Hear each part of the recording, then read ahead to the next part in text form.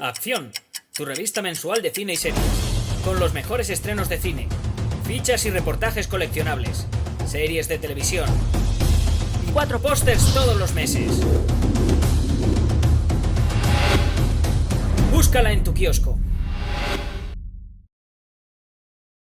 Hola, muy buenas amigos, amigas, seguidores, seguidoras del canal Acción Cine en YouTube. Aquí estamos otra vez. Jaime Vicente Chagüe, convocado por Juanjo de Asturias. Juanjo de Asturias, le llamo así además porque él quiere, y segundo para diferenciarle de otros Juanjos que también me han pedido, y además mogollón de películas. Juanjo de Asturias nos ha pedido esta peli del año 1975, dirigida por John Huston, con Sean Connery, Michael Caine, Christopher Plummer.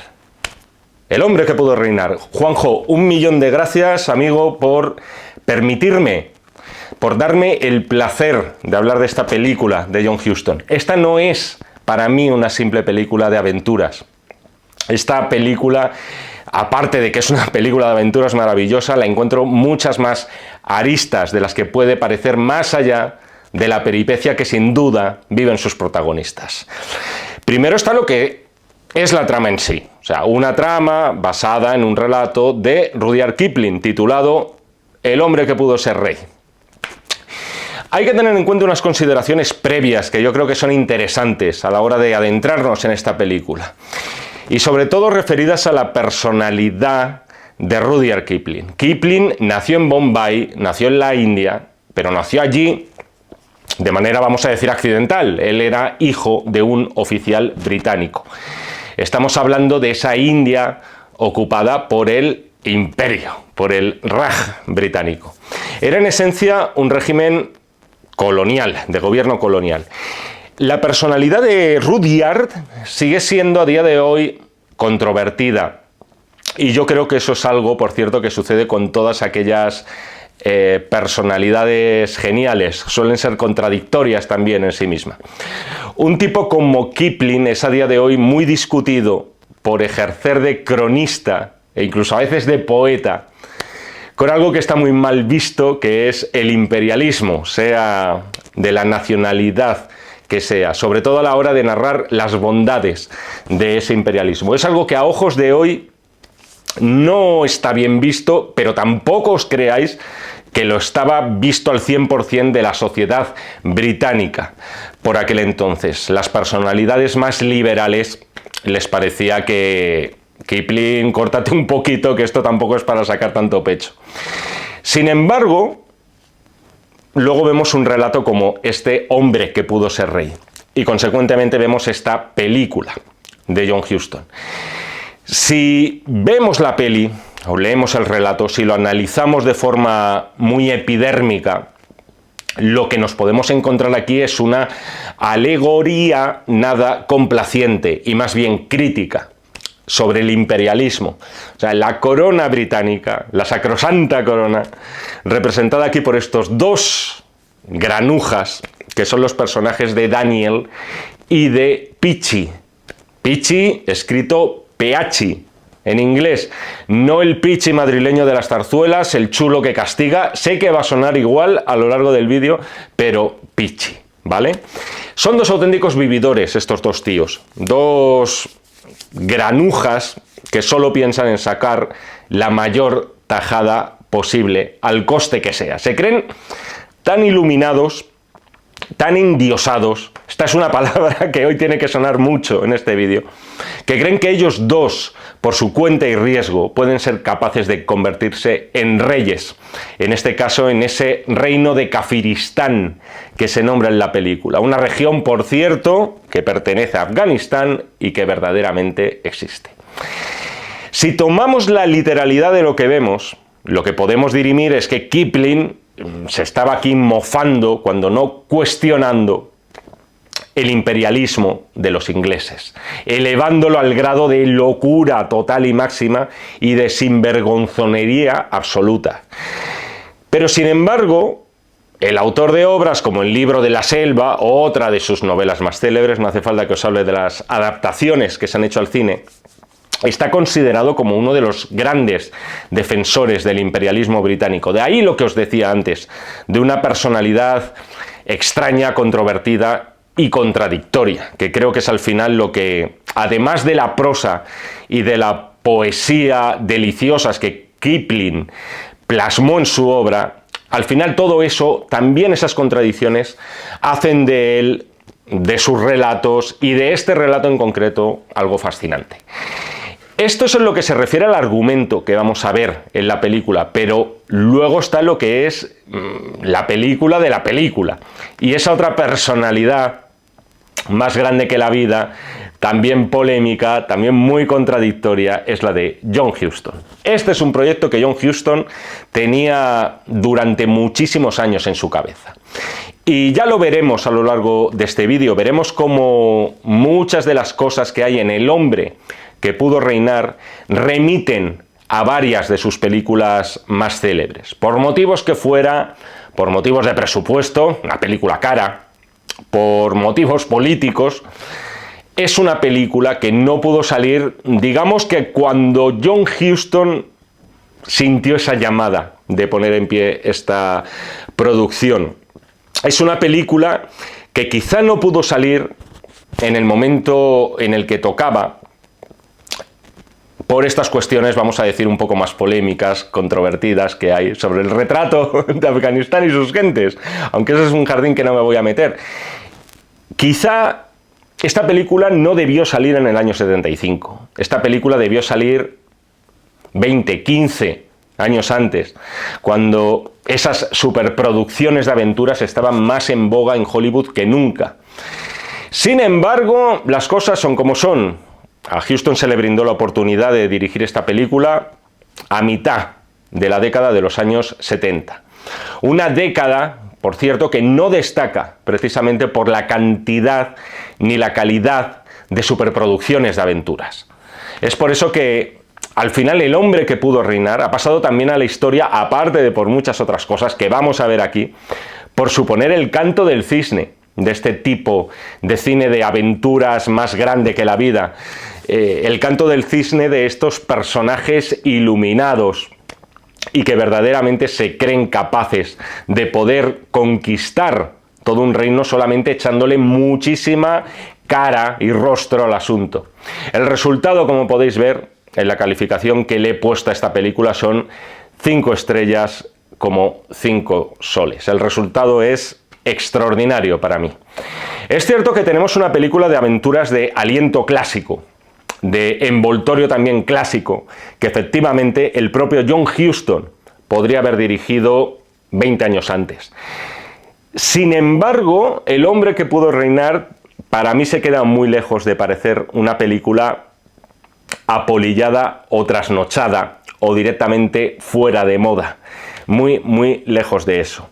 Tiene su envoltorio clásico, tiene ese aliento, pero sin embargo hay temáticas que no se podrían haber plasmado 15 años antes. Aquí vamos a ver cosas en esta peli que David Lean, que sería a su manera otro de los cineastas homenajeados por Huston y con este cine épico, haciéndolo como bandera, hay cosas que Lean no podría haber rodado jamás, y no por incapacidad, sino por los códigos morales que podían regir en el momento en el que Lean realizaba este tipo de producciones tipo Doctor Zhivago o Lawrence de Arabia.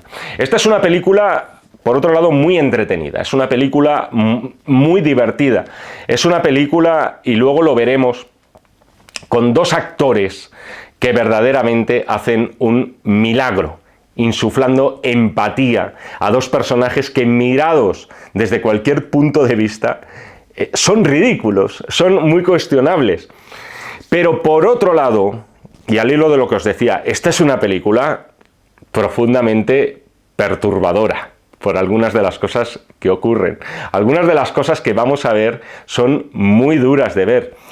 Y lo resulta también por ser uno de esos retratos de ambición humana sin límites, con una serie de personajes por los que el propio John Huston yo creo que tenía bastante querencia a tenor de películas anteriores que había rodado. Pero como os decía antes, al final, El hombre que pudo reinar es un gran homenaje. En este caso no póstumo, porque John Huston dirigiría todavía varias películas, algunas de ellas estupendas, pero sí es un sentido homenaje a un tipo de cine que ya estaba moribundo.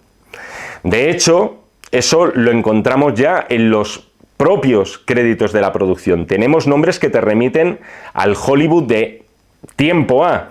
Por ejemplo, tenemos una banda sonora compuesta por Maurice Jarre, uno de los grandes del cine épico, sobre todo, efectivamente, en esas colaboraciones con David Lean en Doctor Zhivago o en Lawrence de Arabia, que son, por cierto, algunas de las bandas sonoras más reconocibles de la historia del cine. En este caso, en esta peli tenemos también una melodía muy conocida, quizá menos popular, quizá no, menos popular que las anteriores, pero enseguida te mete de lleno en lo que son las aventuras de estos dos tipejos. Además, en este caso, con ese toque de trompeta militar que le da solemnidad al asunto. Luego tenemos más nombres propios de aquella época, de ese Hollywood dorado. Tenemos en el vestuario a Edith Head, que a día de hoy sigue siendo la mujer que más nominaciones y más Oscars ha conseguido en la historia del cine. 8 estatuillas, más de 30 nominaciones. Es cierto que trabajó muchísimo con Alfred Hitchcock,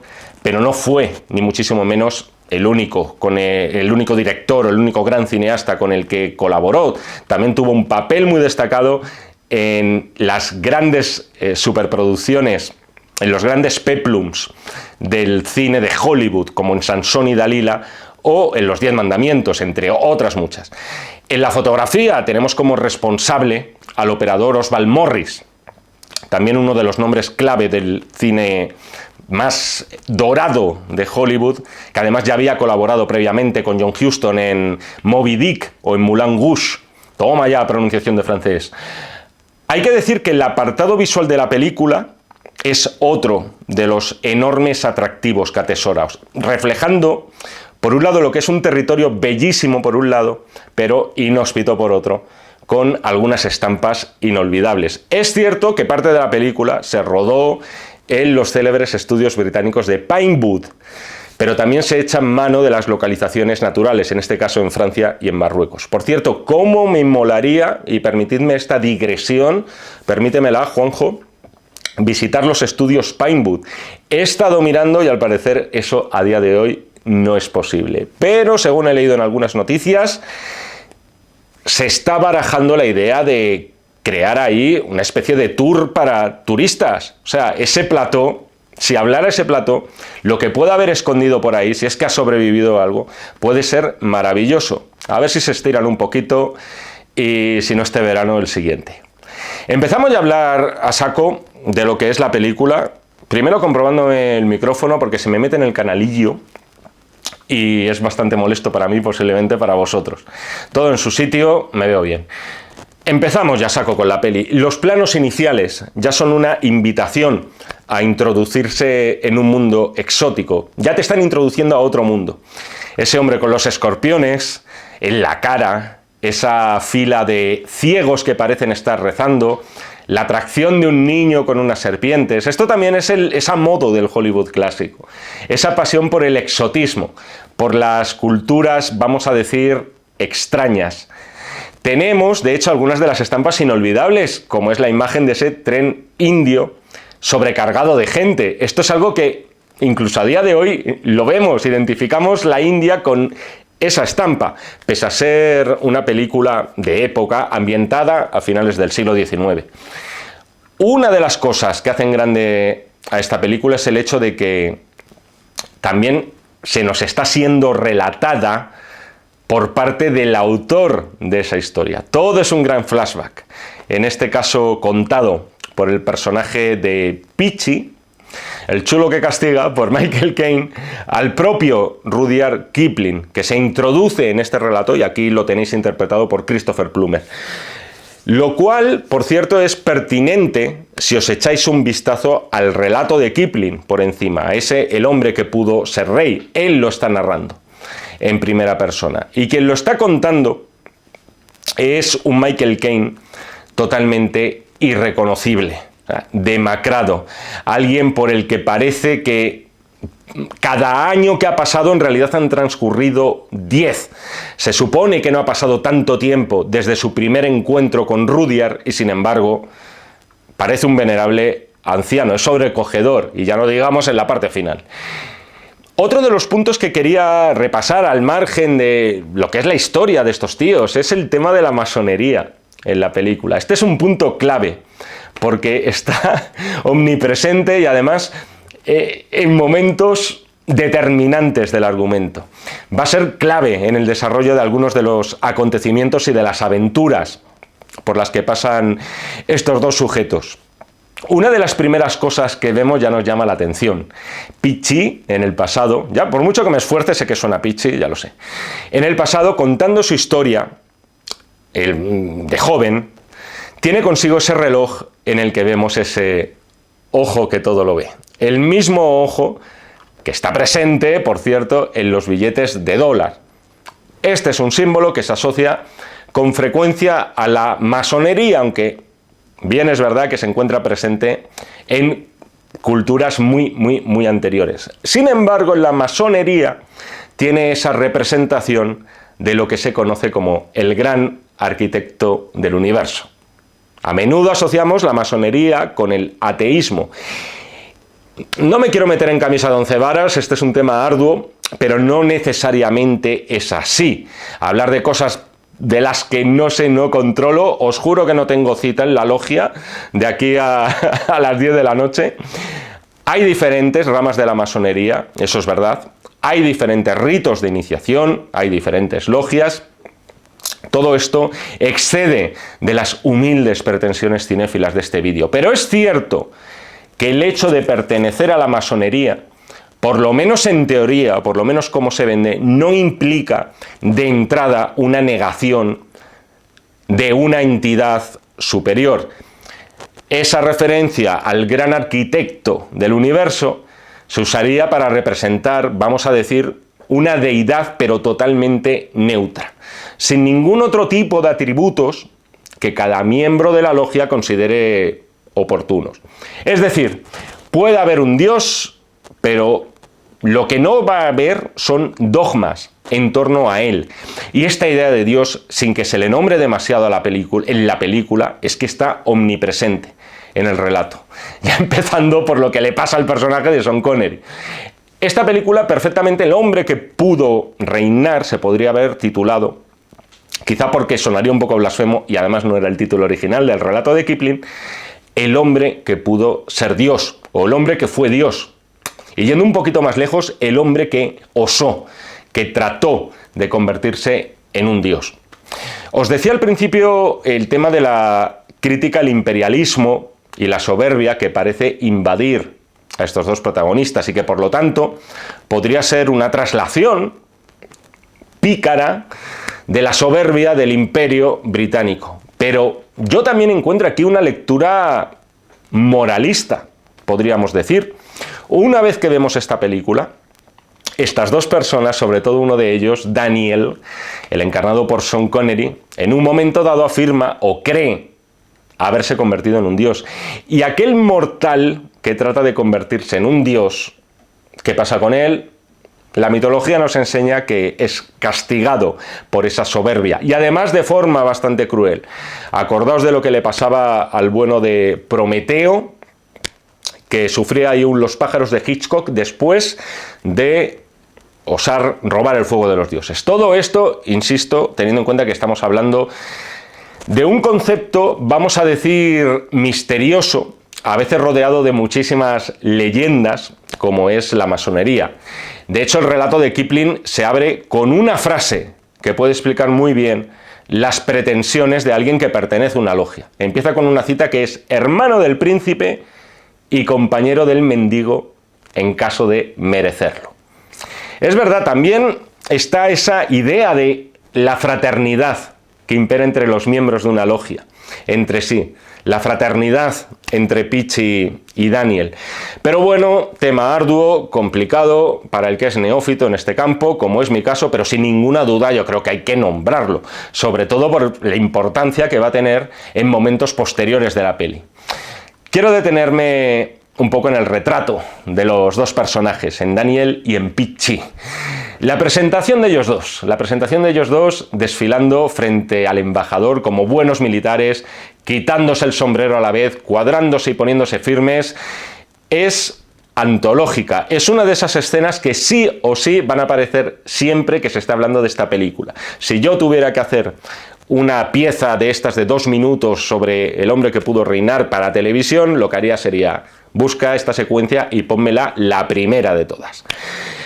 Pero por otro lado, este inicio es también toda una declaración de intenciones a la hora de presentarnos a estos dos compañeros que vamos a tener como compañeros de viaje, valga la redundancia. Esto es parte del desafío que propone John Huston en la película. A dos personajes como Daniel y Peachy, dos personajes que en un momento dado, y aquí entronco con lo que es la cultura inglesa o el humor inglés, podrían estar sacados perfectamente de un sketch de los Monty Python. Detalle, por cierto, de la camiseta para el espectador de Acción Cine Pro. Son dos personajes que tienen ese carácter y ese espíritu caballeresco inglés, por un lado, pero por otro, que parece que se están mofando todo el rato de la famosa flema inglesa, que se están mofando y cachondeando de toda esa caballerosidad y el sentido del honor de los caballeros ingleses. Son dos personajes que, además, ya su propia misión es absurda, es ridícula, es suicida. Ellos dos solos para conquistar todo un reino. Y además, oye, perfectamente planeado en su cabeza, cómo es el plan, además con tal sentido de lo que es su mandato o su deber, que firman una suerte de contrato por el cual se comprometen a que no haya ni mujeres ni alcohol entre medias, para que no surjan viriles disputas entre ellos. Son dos personajes que objetivamente no hay por dónde cogerlos. Son ridículos, pero son muy carismáticos. Y creo que en definitiva son dos personajes que muy difícilmente podían funcionar y podían cobrar vida de verdad, salvo que tuvieras a dos tíos como Sean Connery y Michael Caine, a los cuales no quiero aquí situar porcentajes, sería muy osado por mi parte, pero más de un 10%, más de un 10% a los cuales se les debe el encanto que atesora toda esta película. No sé si puedo calificar estos primeros minutos como primera parte de la película, quizá es excesivo darle la categoría de parte a los minutos iniciales, pero sí que quería detenerme primero en ese viaje que emprenden Daniel y Peachy a través de lo que hoy es Afganistán. Como ya os digo, con algunos planos espectaculares de toda esa naturaleza salvaje. Concretamente me quería referir a ese momento en el que está todo nevado, acaban de cruzar un puente, ese puente se derrumba, por el otro extremo no tienen ninguna salida y por lo tanto están atrapados, están condenados a morir congelados allí. Es en ese momento en el que los dos, que por cierto tienen una forma también de tomarse la adversidad muy diferente a la que podríamos tener cualquiera de los seres restantes del planeta, con ese sentido del honor y de la caballerosidad inglesa, es en ese instante en el que los dos ya lo ven todo perdido. Y uno de ellos dice algo así como: todo lo que hemos vivido y todos los recuerdos que hemos tenido, que tenemos, yo no los cambiaría absolutamente por nada. Me gusta también mucho eso, porque hay mucha filosofía de vida en esta película. Y este momento previo a la gran aventura resume todo. Lo importante aquí es la aventura, lo importante es moverse, lo importante es avanzar, buscar nuevos retos. Y eso es algo que vivos o muertos van a llevar siempre consigo. Y sin embargo, cuando ya están entre esas risas fraternales y parece que ya está todo perdido, de repente surge lo que se conoce como un Deus ex machina. Los tan odiados, los tan vilipendiados, lo que nos agarramos cuando una película de aventuras no nos gusta y decimos: esto es un Deus ex machina. Machina, que no máquina ni maquina. Están, iba a decir infravalorados, no, están sobrevalorados. Esto es un Deus ex machina y esta es una obra maestra. Una cosa no quita la otra. Una luz les permite contar con un nuevo puente para seguir su camino. No me quería aquí detener para reivindicar los Deus Ex Machina en el cine, que también, pero es que lo quería volver a sacar por el tema, y vuelvo aquí a la idea de Dios. Lo que os decía antes, Dios les ha dado esa oportunidad. Ese Dios, ese ojo que todo lo ve, les ha dado una oportunidad para seguir adelante. Como si les dijera, demostradme de lo que de verdad sois capaces, como si fuera una nueva prueba. Vamos a ver si la aprovecháis o no. Seguimos con cosas, seguimos con el encuentro con los habitantes de Kafiristán. Aquí es donde la película, digamos que podría chocar hoy en día con ciertos códigos éticos a la hora de mostrar culturas ajenas. Ese jardín, lo señalo, tiro la piedra y me voy. No digo ni que estén de acuerdo ni en desacuerdo, pero ahí está, ¿no? Pero es cierto que ese encuentro con esos habitantes de esta aldea afgana y el dominio que van a ejercer sobre ellos es el detonante definitivo de todo lo que va a suceder a continuación. Por cierto, me encanta el actor que encarna a este cacique del pueblo. O sea, ese hombre mellado con una expresión de eterna sorpresa en la mirada. Me parece que está fabuloso ese tío. Y verdaderamente, a ver, yo nunca he estado en Afganistán, nunca he visitado una aldea afgana, pero yo os diría que verdaderamente está sacado de una aldea afgana. Son detalles de humor que yo os digo que, por otro lado, difícilmente habríamos encontrado en la época de David Lean. Por ejemplo, esas conversaciones que tienen ellos dos un poco a escondidas de este cacique. Cuando el cacique les dice: tengo 27 hijas, así como en plan guiño, guiño, ¿no? Pichi está indignadísimo con lo que acaba de oír. Y luego dice el cacique: bueno, también tengo 32 hijos por si les gustan los niños. Y la reacción de Michael Caine es, creo que literalmente dice, me están dando ganas de vomitar. Más cosas imposibles de haber mostrado unos años antes, la partida de polo que vemos. Esto es otra cosa que denota que estamos en los años 70 y que se podían mostrar ciertas cosas que habrían sido impensables poco antes. Estaba ya el cine de Sam Peckinpah por aquel entonces, con el cual yo encuentro algunas similitudes. Es mucho más crudo el cine de Peckinpah que esta aventura de John Huston, pero no me extrañaría a mí que John Huston estuviera mirando un poco de reojo vamos a decir, la explosión de violencia que se empezó a vivir en Hollywood a finales de los años 60 y con Sam Peckinpah como principal exponente. Esa partida de polo que vemos jugar a los lugareños, oye, con elegancia, con gracia, con ímpetu, ¿no? Pero en la cual vemos que el balón es una cabeza metida en un saco. Mejor dicho, no vemos la cabeza, pero vemos el saco, que tiene un efecto demoledor, por cierto. Aquí es Daniel cuando se indigna y dice, son unos bárbaros, y Pichi se queda con el pique que ha tenido con él antes, con este tema de los niños y las niñas del cacique, y le dice, oye, diferentes lugares, diferentes costumbres. O la traducción castellano que sería, allá donde fueres, haz lo que vieres. Mola muchísimo la complicidad que hay entre los dos, entre Michael Caine y Sean Connery.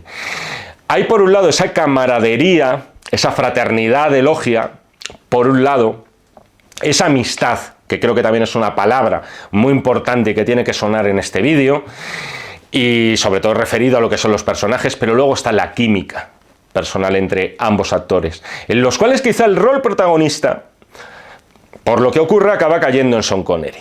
Pero lo cierto es que me niego a calificar a Michael Caine en esta peli de secundario, ni muchísimo menos, porque veo en este caso a dos titanes auténticos. O sea, ninguno es capaz de eclipsar al otro. Aunque uno tenga, vamos a decir, aunque uno de los personajes sea el detonante de los tristes acontecimientos que están por venir. Y aprovecho para decirlo, que esta es una crítica a la carta con spoilers, amigos, como todas las que hacemos, incluso de películas de hace, bueno, con más razón de películas que tienen ya camino de 50 años, va a cumplir dentro de 2 esta película. Hablando de camaradería, estos tíos, esos son dos sinvergüenzas, dos granujas, creo que es el mejor adjetivo que se ajusta para definirlos, pero es verdad que también, joder, tienen su código de honor. Y esto lo vamos a ver después, en ese momento en el que están a punto de ejecutar a los prisioneros que han hecho durante su primera batalla. Tanto Pichi como Daniel están en contra de que los ejecuten. Están a favor de parar eso. Aquí no se ejecuta a los prisioneros, dice. Son también personajes muy contradictorios los dos, aunque quizás no es la palabra, pero sí que te descolocan muchísimo, más que ser contradictorios. Un poco como debería suceder con el propio Rudyard Kipling y como debía suceder también con John Huston, que era un pieza de cuidado. Previamente hemos tenido el momento de verdad clave en esa batalla cuando una flecha alcanza a Sean Connery. A partir de ese momento, esa flecha le da, a este hombre no le pasa nada, todos allí dan por hecho que no solamente que sea un dios, que también, sino que directamente Daniel es la reencarnación del mismísimo Alejandro Magno, que conquistó aquellas tierras.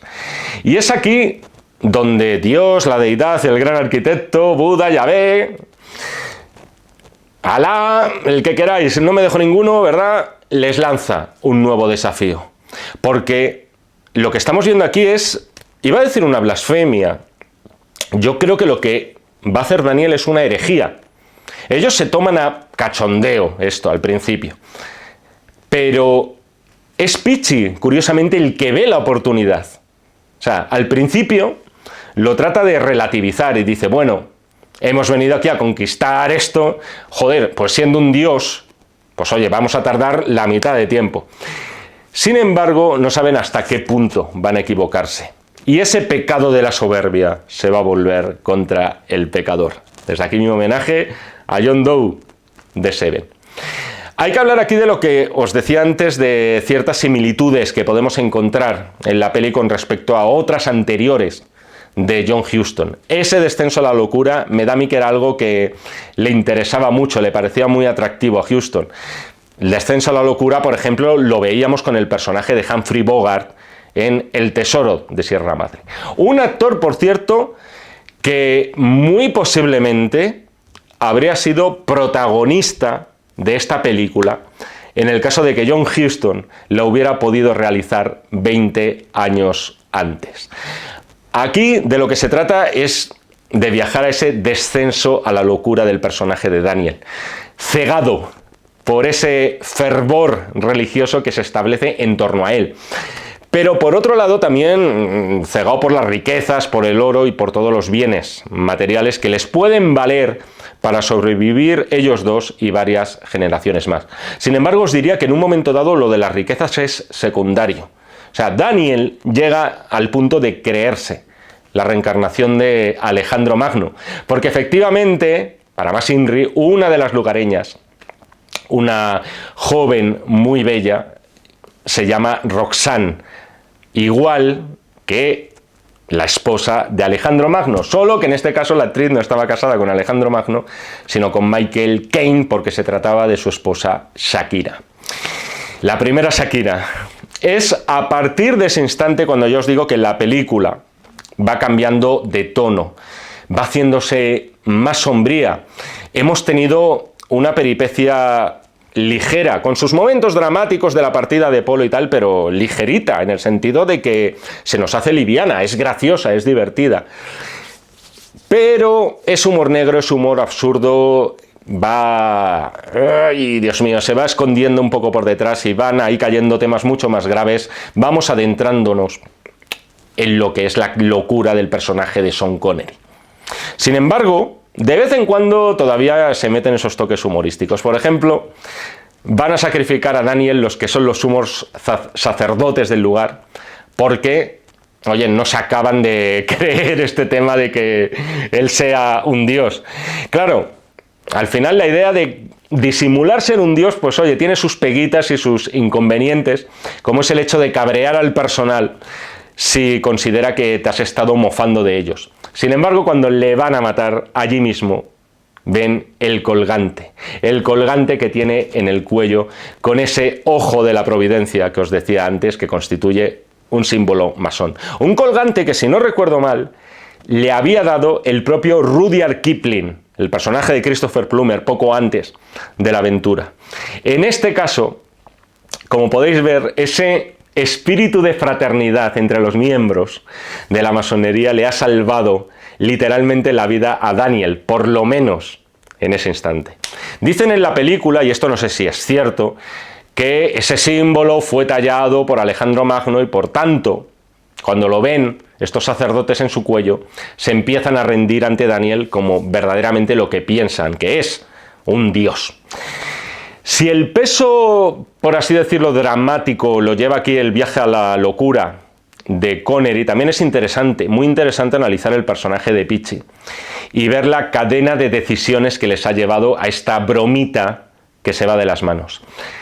Porque al final, no solamente Daniel es el culpable, Pichi es el primero que dijo que, oye, vamos a intentar este rollo, quizá merece la pena lo de hacerse pasar por un dios, y Daniel es al principio el que no está tan convencido, pero va entrando en el juego y se va endiosando en el sentido más literal del término. ¿Qué ocurre? Se van a invertir después los roles. Va a ser Pichi el que lo va a ver cada vez menos y menos claro, y Daniel está en plan Napoleón. Es muy interesante el intercambio de roles que se dan entre los dos personajes en este tramo de la película, sobre todo, y que se hace además absolutamente creíble por tener a estos dos actorazos con tanta naturalidad además y con tanta química entre ellos. Y seguimos, por otro lado, teniendo pequeñas píldoras de humor, pero ya se nota que esto va cogiendo otro tono. Vamos viendo que la situación se está haciendo cada vez más insostenible. Como toques de humor, me gusta, por ejemplo, esos pleitos que Daniel resuelve como si fuera el mismísimo rey Salomón, e incluso creando una especie de protoseguridad social entre los lugareños. Cada pueblo va a dar un 10% de sus cosechas al Estado, en este caso al reino. ¿Para qué? Pues para cubrir las desgracias que puedan sufrir otros en una situación de desastre climático, por ejemplo, y se les arruinen sus propias cosechas. Los pasos hacia la locura de Daniel son muy graduales, están muy bien medidos. Por ejemplo, cuando Daniel le pide a Pichi que, oye, públicamente, mira, en privado no, pero quizá deberías empezar a arrodillarte un poquito ante mí, aunque solo sea por las apariencias, hombre, ya que soy un dios, que menos que tú también te arrodilles para que no parezca que tienes un trato especial con respecto a los demás. Joder, ¿qué clase de dios voy a ser? Os mencionaba antes el personaje de Bogart en El Tesoro de Sierra Madre, pero a mí me remite también a otro de los grandes personajes, iba a decir del cine de aventura, yo creo que de la historia del cine, grande personaje o gran personaje por lo singular que es de este cine épico, que es el de Alec Guinness en El puente sobre el río Kwai. Otro personaje que le convendría un par de sesiones tumbadito en un diván. También británico y también militar. Y que en un momento dado es devorado por su propio código de honor, pero hoy no toca hablar de eso. Las señales que hemos visto en la película, esa luz, ese Deus ex machina, el símbolo masón, esa chica que se llama Roxanne, como la chica de Alejandro Magno, el propio Daniel lo dice en un momento dado. Pichi, tú a esto lo llamas suerte, yo lo llamo destino. Y me gusta mucho la reacción del personaje de Michael Caine. Se ríe en su cara, in your face, es decir, no se amedrenta por tener ante sí o frente a él alguien que se le ha ido tantísimo la pinza. Directamente Pichi lo que hace es desafiarle. Hay que nombrar, por cierto, que es muy interesante, el papel del intérprete que tienen en este nuevo reino. Un personaje, por cierto, con un pie en lo racional y otro en lo supersticioso. También con muchísimo encanto, como todos y cada uno de los actores que desfilan por aquí. Quiero detenerme en la boda de Sean Connery con esta Roxanne. Por supuesto, se encapricha de ella, ¿quién no? Sobre todo siendo un dios.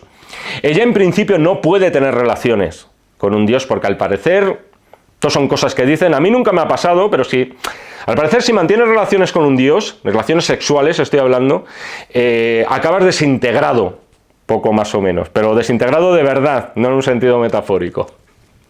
Es la superstición, por lo menos, que ahí tienen. Primero quiero detenerme en lo que es la ceremonia de la boda. De nuevo tenemos ese folclore, que es mostrado además, y esto no he hecho mucho hincapié en ello, pero con una atención en el detalle precioso, con esa fotografía maravillosa, con un uso de los colores muy vivo, siendo como soy yo, desconocedor total de esa cultura. A mí me pasa lo mismo que con el cacique del pueblo. A mí todo ese momento, ese instante de la boda, no sé, me lo creo muchísimo. O sea, me parece hiperrealista, que es otra de las grandes virtudes de la película, de una película como esta. Aparte de todo lo que nos están contando, aparte de los personajazos que tiene, está el envoltorio. O sea, nada parece de cartón piedra, aunque haya cosas rodadas en Pinewood. O sea, ese palmoteo de las panderetas, por ejemplo, es un detalle que te remite a algo verdaderamente tribal, a algo milenario. La película está llena de detalles escénicos maravillosos, pero toda esa grandiosidad se cae. Yo estos minutos finales de la película los definiría como patéticos, pero en el buen sentido de la palabra, si es que lo tiene. Es patético triste, casi son sinónimos. Es patético ver de repente a un dios que le acaban de desnudar. Por mucho que se estuviera tirando el rollo, por mucho que fuera un embaucador, un sinvergüenza, un mentiroso, verle ahí en pelota viva, casi cuando Roxanne muerde al personaje, Connery empieza a sangrar y por lo tanto dicen, claro, serán afganos pero no idiotas. Un dios que sangra, come on. No es un dios, es un simple mortal, como todos. Y esto demuestra que al final la perdición de Connery, antes he dicho lo de que Pichi le lía para que tal, no le puede echar la culpa a nadie salvo a él mismo. Él, Daniel, es el principal culpable de lo que le ha ocurrido. Para empezar, si él no se hubiera encaprichado con esa chica, no habría ocurrido esto. Y podrían haber seguido su plan, que era básicamente irse de allí cubiertos y bañados en oro. Todo lo que era comedia, yo no definiría comedia a esta película, ni muchísimo menos, pero ya sabéis lo que quiero decir. Se acabaron las risas. Definitivamente la historia se ha tornado en tragedia, sin que casi lo hayamos notado, y eso es lo guay de esta peli. Al final estos dos personajes tienen que acabar huyendo de allí por pies, como los dos pícaros que son, como da la sensación que han hecho durante toda su vida, y que además no tienen donde caerse muertos, porque así ha sido siempre. Resulta muy triste y muy patético ver cómo se van de allí mientras los tesoros van cayendo por el camino, cómo ese traductor muere. Vamos a decir que muy heroico por su parte, pero de forma bastante absurda y sobre todo de forma inútil. Me quiero detener en el momento del puente, y esto Juanjo de Asturias, el chico que me ha pedido la película, lo sabe. Me lo ha mencionado en el reciente directo que hice relativo a Indiana Jones, directo en los cuales los 55 primeros minutos es posible que os sangren los oídos, pero los últimos 40 de verdad es bastante soportable. Lo siento mucho por lo del audio. A Juanjo y a todos.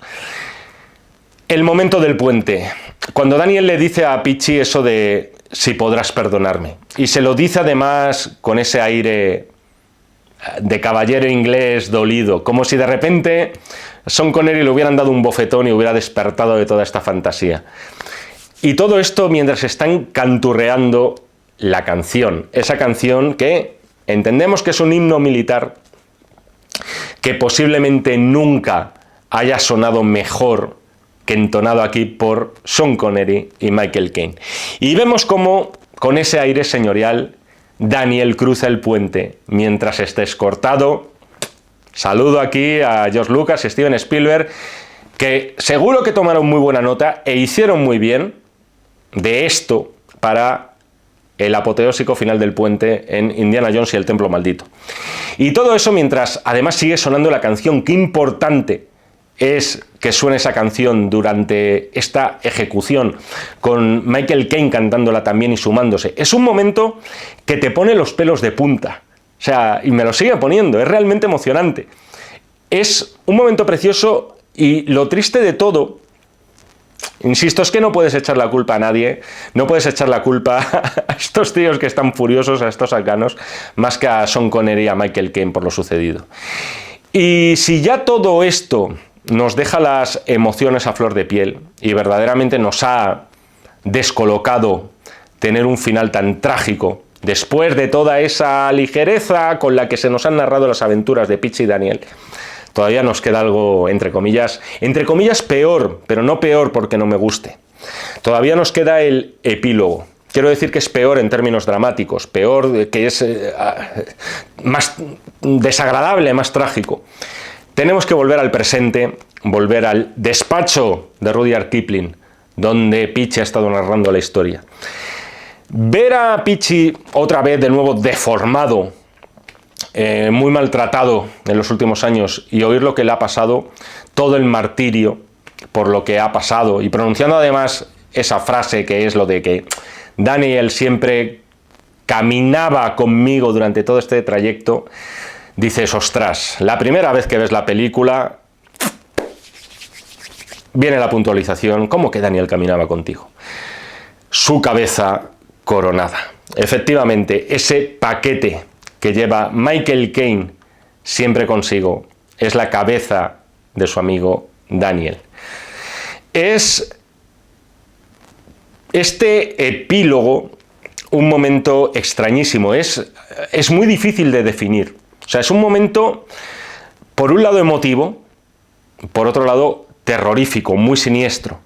Para mí, venga, me voy a tirar el rollo, creo que es uno de los momentos únicos de la historia del cine. Y ese es otro de los motivos por los cuales esta me parece una de las grandes pelis de aventuras de la historia del cine.